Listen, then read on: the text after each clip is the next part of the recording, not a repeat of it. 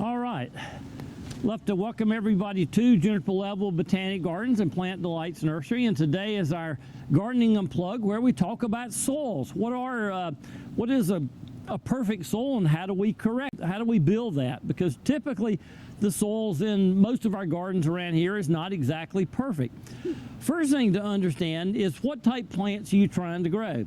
And we divide plants into two overall groups, not by scientific, but one is called generalist and one is called specialist. As a rule, for generalist, you can have one soil mix for pretty much everything. It's only the very small specialist plants that require something out of the ordinary. So typically when we're looking at soils, we have three components we look at: microbial component, the chemical component, and the structural component. Those are the three things that make a soil. So the first most common thing that people have heard of is pH. pH is the measure of soil acidity. It runs from 1 all the way up to 14. The most acidic would be the very low pH. Neutral would be 7, and then high pHs would be up anything north of 7. pH typically for majority of generalist plants is going to be around 6, anywhere from 6 to 6.5. You can grow almost everything. That is the pH that we target in our entire garden, 6 to 6.5. Our native pH here on this property is 3.2. So what's the difference between 3 and 6? You think that sounds pretty close. It's a 10-fold increase. It's a logarithmic increase. So 3 is 10 times more acidic than 4, 100 times more acidic than 5, and 1,000 times more acidic than 6. So our natural soils here was 1,000 times more acidic than it would like to be. So would plants live? Some of them. Would they be happy? No. Growth rate was very, very low.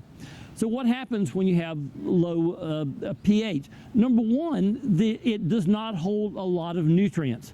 The nutrient ability of the soil to hold is based on many factors. The pH is one. The other factors are, what is the soil made of? Is it a clay soil? Is it a sandy soil? Is it a silty soil? General rule, clay holds much more nutrients, where sand holds the least bit of nutrients that you can imagine. So let's talk about the different parts. We talked about microbial. That is the part that's the hardest for humans to grasp because you can't see it. Microbes are things that are alive in the soil. So in a tablespoon of soil, anybody will guess how many microbes, living microbes, are in a tablespoon of just average garden soil? Oh, probably a billion. Okay. Hundreds of millions. Yeah, little over 200 billion living beings in a tablespoon of soil. Think about that. It's an entire world in there. And that is the thing we take the least care of. It's those microbes that make everything work. They break down the nutrients. They make it where the plants can get up, can take the nutrients. They break down organic matter. They do everything, and we completely ignore them. So in a garden, microbes are the number one thing you need to be concerned about. How do you keep those microbes happy? What do microbes need to live for most of them? Organic matter. What are our soils missing? Number one, organic matter. So which means compost. The more compost you add to your soils, the healthier those soils are going to be. That is the place to always start. When you get a soil test in North Carolina, they will tell you, it comes back, it says HM%, which is the percentage of humic matter in the soil. The target number you want to hit is 4. Most soils are around 0.4. So it really tells you how little food there is in there for the microbes. That's really what makes things work. In our garden, every single bed you see on the property is 50% native soil, 50% compost. 50-50. Now that changes every year as those microbes decompose. The job of microbes is to take things and break them down into their smallest component. So we start, if you came in and look, we have on top of the ground, not much left now, but this is called mulch. Mulch is an organic amendment that you can still tell what it used to be. When mulch decomposes, microbes get it, it's called compost. That means you can look at it and can't tell what in the world it used to be. So when you buy organic amendments, If you can tell what they are, it's mulch. If you can't tell what they are, it's compost. Same product, it's just a different stage of life. So you generally, once a bed is established, it's much easier to add mulch and add that regularly and let it keep getting decomposed and turn into compost. It's the compost, remember, that feeds the microbes. One of the interesting things happened in the last couple of decades is we have now people looking for mulch that doesn't decompose. Because homeowners don't always understand the purpose of mulch. They think the purpose of mulch is to make things look pretty. It is not. It is to feed the microbes. It's great if it looks pretty and feeds the microbes. We want a mulch that breaks down. Typically for us, I want a mulch that's breaking down in 6 months. If it's not, there's a problem. They're actually treating mulch now. You can buy colored mulch. That's all been treated so it will not break down, so it will not feed the microbes. So what happens? Your microbes are in there starving and dying. Irrigation. Microbes, if the soil is too dry, they die. So you hear people say, well, grow plants that don't need water. That's great, but what about the microbes? What do we chop liver?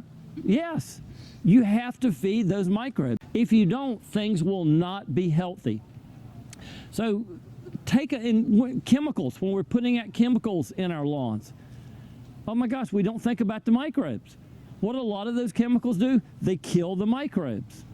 Now microbes will bounce back, some of them, if we don't kill them. We have different ways of destroying microbes based on what they are, and I won't get into that in great detail today. Chemical, we touched on that, pH. So pH, we want to target a pH, but it's not where the pH is, it's why the pH is there. So I said we typically here have soils that are too acidic. So you think, all right, well, we got to raise it. Well, you can raise the pH 3 ways: calcium, magnesium, and potassium. If you raise it the wrong way, guess what happens? It's not going to be good news for your plants. So there are people that just go out there and just start throwing stuff out with no idea what they actually need. When I was growing up, everybody loved Epsom salts. And it was like, whatever's wrong with your plants, throw Epsom salts on them. Well, Epsom salts are magnesium. That's one of the ways to raise pH. So if you throw too much Epsom salts, what happens? Your pH comes too high. Magnesium actually becomes toxic and it locks up all the nutrients in your soil. It'd be sort of like going to the drugstore and buying drugs without having any idea what was wrong with you. You like the packaging. Or your neighbor told you, this has really been great for me. Well, you don't know if you've got the same issues that they do. So you really need to start with a soil test. Soil tests are done in North Carolina by our Department of Agriculture. They have no charge, unless you do it in the middle of winter when the farmers are doing theirs. Then they charge you $5 to get you to not do it in the middle of winter. And they will come back and tell you what is missing and what is not. What they do not do is they do not give you an organic equivalent. They're still salt-based, and they will give you the salt-based alternative. Many times you'll get a test back and it'll say, add 15,069, something that doesn't exist. And everything they're giving you is based on something that will dissolve in rain and float out into the rivers of North Carolina. We would really rather you not dump fertilizers in the river. That has all kinds of problems downstream. So we do all of our fertilizing in the garden is organic. There's been no chemical fertilizers in the garden in 39 years. We look at what is missing and we find the organic equivalent. If you just want to get started and you're looking for organic, go to an organic company. We happen to use Espoma products. They make all organics. And buy just a general fertilizer as a starting point. And I think theirs is like a plant tone is something like a 5-3-4 as compared to you may be putting out 10-10-10 or 20-20-20. You think, well, that's not as good. The actuality is it's better because those chemicals are not going to be leaching off into the water system. Whereas if you put off 20-20-20 or 10-10-10, 50% of that is volatile. It's going to disappear into the air. The rest of it is mobile. We get a good rain, it's gone out into the Neuse River. So you're actually getting far more from what seems like less.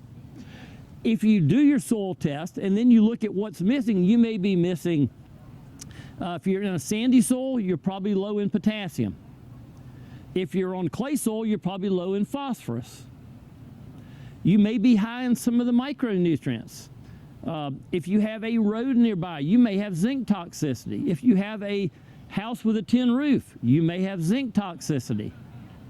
When I worked for the state fairgrounds, that's the most zinc toxic place known to man. You want zinc readings to be somewhere ideally 100. A concerning one would be 200. Our readings were 999 plus. Now why? Where does zinc come from? It comes from old things people used to make houses off, but it comes from tires. Every time you drive, you're putting down zinc on the roads. When it rains, all that zinc runs off. And your zinc readings are going to be absolutely insane. Now, what can you do for zinc? It's pretty hard.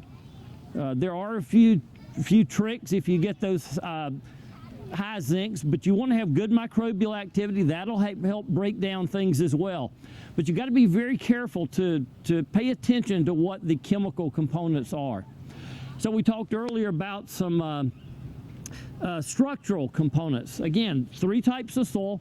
Anything you have, whether it's clay, whether it's sand, whether it's silt, compost. Compost is the key. That's what changes everything.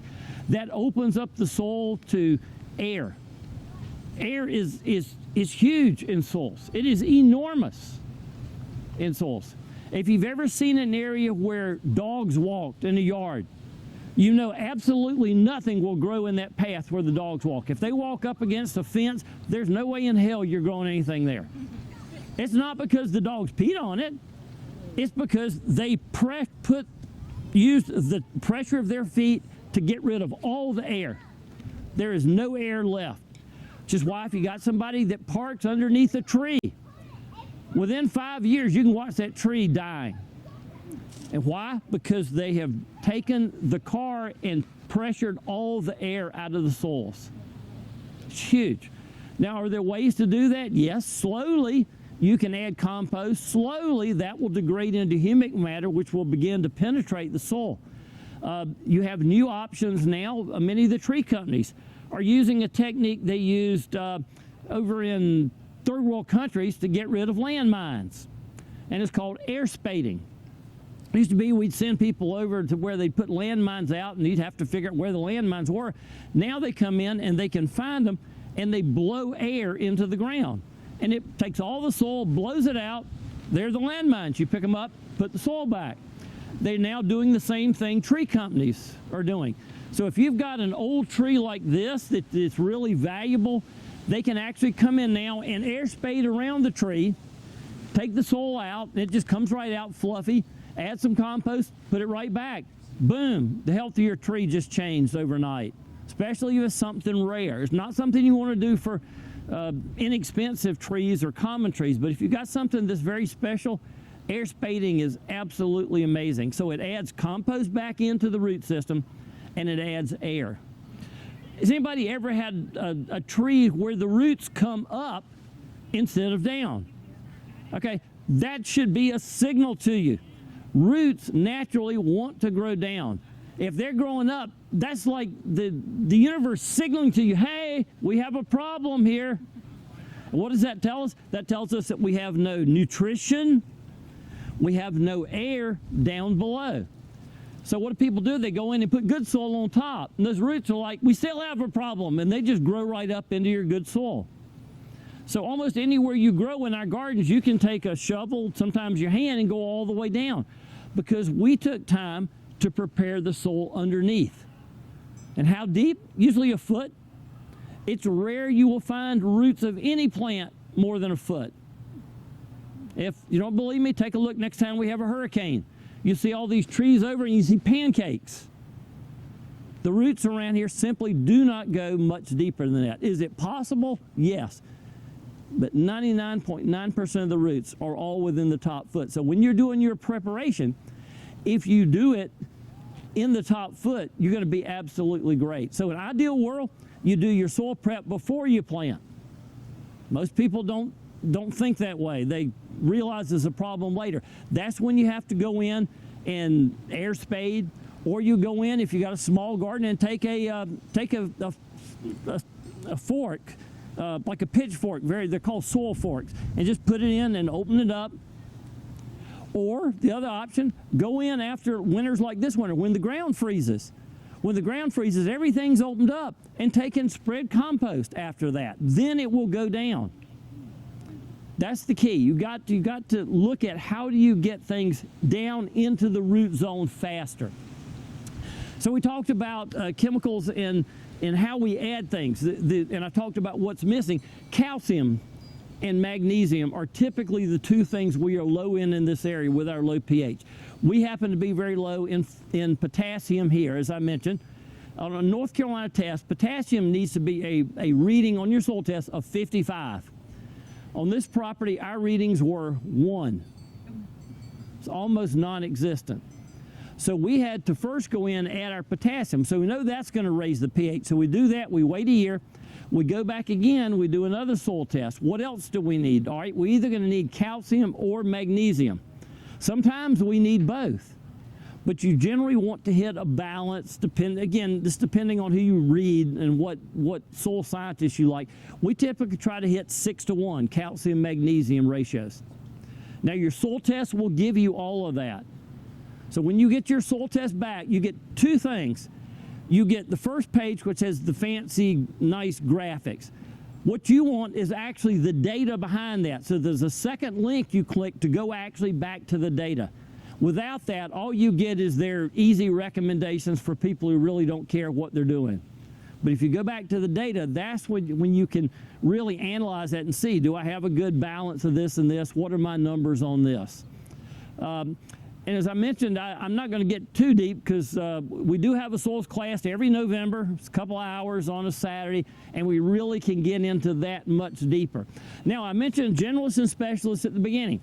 Specialists require things completely different. Now, out in our parking lot, these are dryland plants. Most of those are not going to be thrilled in this kind of soil because it holds too much moisture.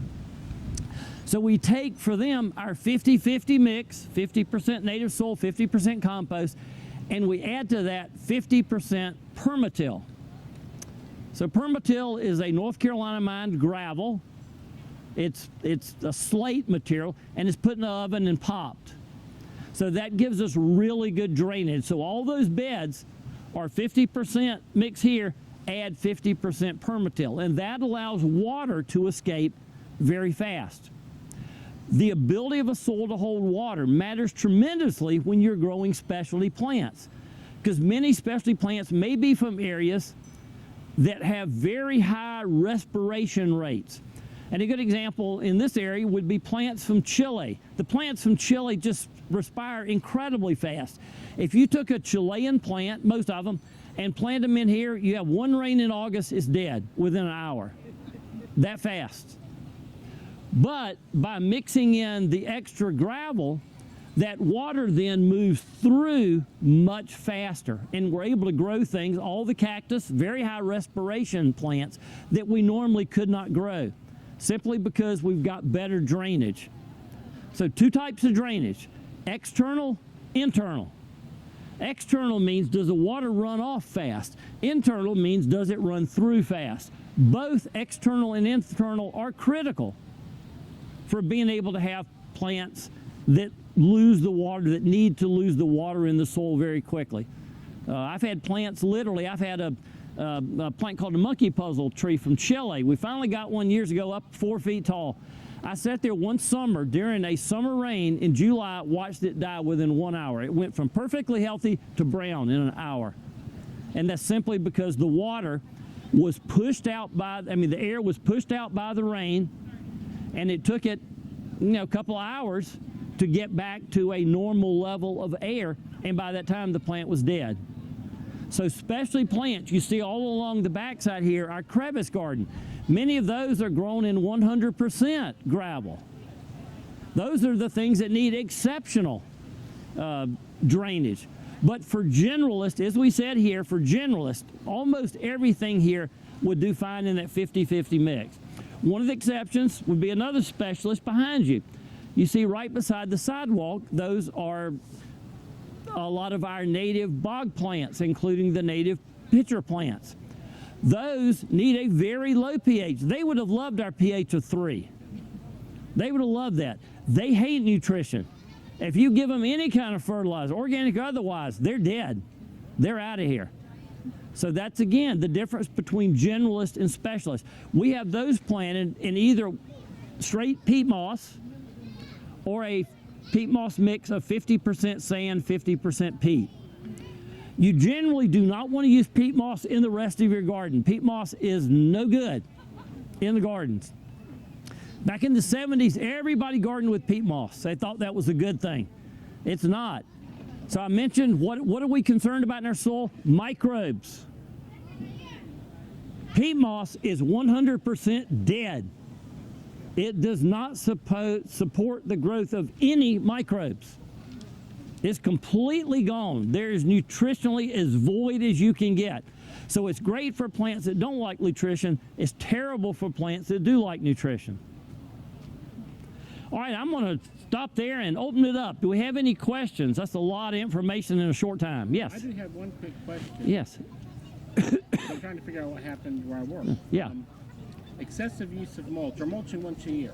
Yes. With a shredded hardwood mulch. Yeah. All my beds in the last few years, I soil tested last year, pH is hitting 7.2, 7.4, 7.6. Okay. And I was able to tell because my azaleas, my hollies, Yeah. my camellias Yeah. were all yellowing out. They can't absorb their nutrients at that pH. And I cannot figure out, is the mulch weaving together so tight? You know how some mulches do, and then it gets a little anaerobic. You're not getting the oxygen in the water down there, and I'm figuring that's what it was. I started busting up all the old mulch before I put it down and switched mulches. Okay. So the question was, his pH has now risen up to 7.4 to 7.6. Is it the mulch that's caused the problem? No. All mulches, doesn't matter what kind of tree they come from, doesn't matter. When they fully decompose, you have a pH of 7. All mulches are neutral, so that did not rise you up to that level. There had to be something else that went on in there nutritionally. It could have been, again, potassium, could have been some calcium, maybe. It could have been there from years ago. Once you get your pH too high, it is damn near impossible to get it lower again. It is really hard. I'm finding that. And there's one area in a new part where there's a lot of construction, and I figured the concrete mixing and all that. Yes. Some of those issues there, and I kind of prepared myself. Yeah. In the old part of the garden that's 100 years old. Yeah. The only fertilizers I ever use in the gardens are like Espoma or Polytone. I'm like you. I'm not a big chemical. And so, it's just been creeping up, and I can't figure it out. There's something that had to happen there. So it's what I would tell you is again, hard to diagnose without visiting the area and seeing, but something definitely happened. So the key then is you need to resort to sulfur. Usually elemental or flowers of sulfur is a way to drop that down, but you don't want to get too carried away. I would never use more than 10 to 20 pounds per 1,000 square foot per year. So it's a very slow thing. You don't want to use it in the heat of the summer. It'll burn your plants up. And you don't want to use too much at one time, but just gradually, every year to every 2 years, start doing that and gradually start getting that number. Putting out the pelletized Espoma organic. Yeah. And I did it, in late fall. Yeah. So that has all winter to kind of start working its way into the ground. It'll take a while, but something in the past has caused that. That doesn't just. It's a bad batch of mulch or a compost that I brought it back, but nothing organic. In my mind's eye can cause that. No. Our soil is naturally acidic. Yes. No. There's nothing organic that I'm aware of that could. Keeping it. That could have caused that. So again, you typically want a mulch that breaks down pretty regularly, and you do have to be careful with a lot of mulches that do not allow good water penetration, good nutrient penetration, good microbial penetration. That's why things like landscape cloths are a just total disaster. Oh my God, one of the worst things ever invented. People will put down landscape fabric to keep from having to pull weeds. And what happens then? The debris falls on top of the mulch, then you have your weeds back, and then your plants underneath are starving. So no, that is an epic disaster. Never under any circumstances use landscape cloth unless you're trying to kill everything, including your trees. You've got to have that ability. for nutrients to get down in there, for air exchange to get down in there, and for moisture to get down in there. So you don't want to over mulch. Typically when you're mulching, about 2 inches is perfect. Do not put any more than that, because it can actually seal and shield the water. Years ago, I had a vegetable garden that one of our customers had, and I happened to go over there, and it's like, why is my whole vegetable garden dying? The tomatoes were ready to fruit, they're all dying. He had used newspapers, because somebody said you put newspapers down, you stop all the weeds. Well, you do. But once you water it a couple times, it seals solid. And rains would come, and 100% of the rain would go off. And underneath, he had totally starved everything for moisture. He had no weeds, but he had also a dead garden. So be very careful. You hear a lot of great things. Oh, well, this thing is wonderful. This thing is wonderful. No, not if you violate the ways in which microbes, water, nutrition work in your soil. Other questions? Yes. So we bought a house in a new build, so there's no topsoil. It's very great soil. But we did do a test with the Master Gardeners last year, and we have perfect pH. It's a 6.2, but we have very little phosphorus, almost like very below average potassium. We have no nutrients in the soil. How do we fix all that without affecting our pH level, which is perfect? Compost. Compost is your friend. As much compost as you can possibly do. Phosphorus does not change the pH. So you can add something like we use organic rock phosphate. That's not going to change your pH at all. Is that like gypsum? Nope, it's rock phosphate. Gypsum's something completely different. And gypsum is something that you see a lot of ads for. Gypsum loosens heavy soil. They got great ad campaign. Gypsum only works if you have sodium in your soil, because it causes the sodium to adhere, and then it opens the soil up. We don't have sodium in our soil, so gypsum has basically no value in North Carolina. If you live in New Mexico, great, gypsum's wonderful. But compost is the key. Yes?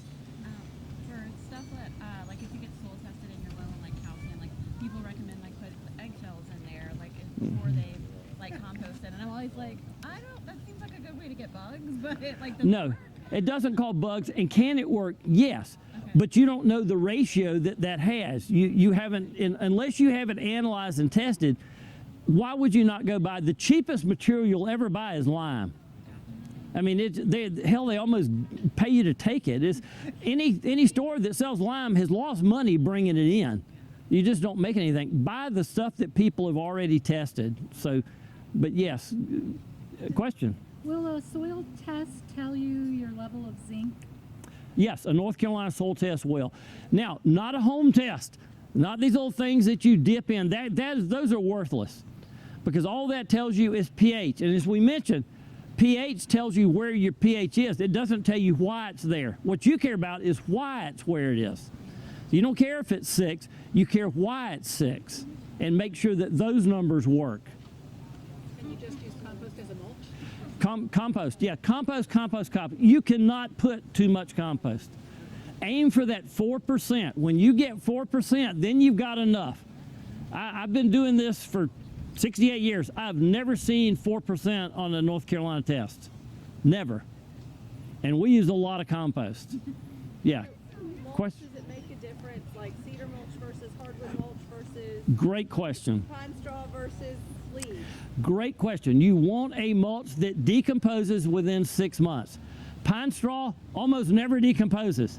Pine straw is probably the worst mulch for benefiting plants. Now, pine straw is beautiful. Put your good mulch down, then if you need pine straw, put your pine straw on top of it. But don't put that down as something that's going to feed the microbes. Pine straw, if you've ever tried to plant with a shovel through pine straw, you can't do it. So I would never let pine straw in my garden, although I absolutely love it visually. It's a disaster. So you want something, again, that's going to decompose in 6 months. You have choices of pine bark. A lot of people use that. The problem with pine bark is it floats. So when it rains, your neighbor will have all your pine bark. We recommend the best shredded hardwood mulch. That knits well, it doesn't prevent water penetration, and it decomposes fast. There are 3 types of shredded hardwood. You got shredded hardwood, double shredded, and triple shredded. The more shredded it is, the better it is. It's it's closer to becoming compost. So all we'll use here is triple shredded. Is the hardwood then better than the cedar? Yes, cedar is known as a wood that does not decompose. So cedar smells good, but it will be there forever. That's why people love cedar. It is wood. It does not break down. So I would absolutely stay away from cedar. That's not your friend. You can throw it in the compost pile and eventually it'll go somewhere, but as a mulch, never in a million years would I use cedar. Great questions. Anybody else have soil? Yes? This is a silly question. Are there different types of compost? Like, because when you say compost, I think of Yes. table scraps. Sure. All right, the question is, are the different types of compost? There are different types of ingredients that go into compost. They all wind up exactly the same. Does not matter what you put in there, whether it's straw, whether it's sawdust, it all decomposes. Now, some things will decompose faster than others, but once you get your compost to the point that it's true compost, you can look at it, you can't tell what it used to be, then it's all good. Now, there are some things a lot of people will say, watch out for animal mulch because they've got chemicals, they treat the animals. Well, this place has grass and they spray weed killers on that. Are there potential problems there? Absolutely.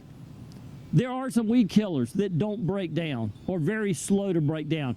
Have they caused problems in gardens? Yes. The chances of that happening are far less than 1%, like 0.01. So can it happen? Yes. But if you live in fear and you'd rather not add any compost, then you're not benefiting yourself. One of the great composts that we have are leaves that fall in the fall. Have you ever thought about it? That's what fertilizes every forest that exists, are leaves. What do? We rake our leaves up, we pay somebody to take them and haul them away so we can go buy fertilizer. It's truly the most bizarre thing that humans do. What we would much rather see you do is rake those leaves out, take a mower, mow over them, even bag them, and then throw them right back in your beds. Now they're shredded, now they're very close now to compost. And they look much better. Or if you have a compost pile, put them on your compost pile. So leaves are just the best thing you absolutely have. The town of Garner, people in there, pay them to come vacuum the leaves up in front of their house and bring them to us so we can use them as fertilizer. Do you know how much that keeps us from paying every year for fertilizer? Oh my God. It's incredible. We love those people. But man, if you want to save some money, leaves are absolutely your friends. Do you need to break down the leaves? Yeah, and that's what we do. We rake them out, mow them. Okay, so they do need to be broken. You can't just stick them on top. You can leave them on top. It's not particularly the most attractive thing. I don't find leaves in a bed look very good, but that's just a human aesthetic. The plants are fine. Nobody goes into the woods and does anything, and the plants are happy as clams there. All the trees in the woods would all die if we raked all the leaves up every year. They have no new nutrition. Other questions? Great questions. Any others? I hope that helps. I hope as you walk around, you have some more questions. I'll be around all afternoon. If you do, we'll be glad to entertain those. Thank you very much. Okay.